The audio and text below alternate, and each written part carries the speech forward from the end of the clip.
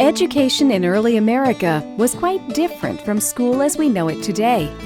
A school like the Kniseley School, originally located near Pleasantville, Bedford County, would have served students in all grades at the same time. Both men and women could work as teachers. Women had to be single, and when they chose to marry, a new teacher would be found. The teacher would be required to arrive at school early in the day to ensure that the fire was started and the building was warm for the students. The teacher also stayed at the end of the day to clean the schoolhouse. Floors were swept, the blackboards were cleaned, and the chimney was kept clear of soot. Windows were washed often so light could come into the school. Often students were assigned to help with these chores. The teacher often lived with the families of his or her students, rotating from family to family, with the families of the town donating money to pay the teacher's salary. The idea of summer vacation as we know it today developed in the early days of American schooling. Students needed time off to help their families plant in the spring and harvest in the fall. School was typically held around the farming schedule. The day began when the teacher rang the school bell. Students would line up to enter the school, and as they did, boys would bow and girls would curtsy as they greeted their teacher at the schoolhouse entrance.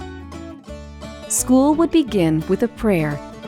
Students all learned reading, writing, and arithmetic. Reading was important so that children would be able to read and understand the Bible. Since paper and books were hard to come by, students often memorized lines and recited them back to the teacher. As America grew, history became an increasingly important subject, providing students with the opportunity to learn about the events that formed the country. Thomas Jefferson was one of the main proponents of education for all citizens. He once wrote in a letter to James Madison, "Above all things, I hope the education of the common people will be attended to, convinced that on their good sense we may rely with the most security for the preservation of a due degree of liberty." Much like today, a student who misbehaved at school would be punished. Some students had to endure the shame of wearing a dunce cap and sitting in the corner. Students also had to write lines or copy Bible verses over and over. The most severe punishments would be receiving a whipping with a hickory switch. This makes school today seem a little easier to take, doesn't it?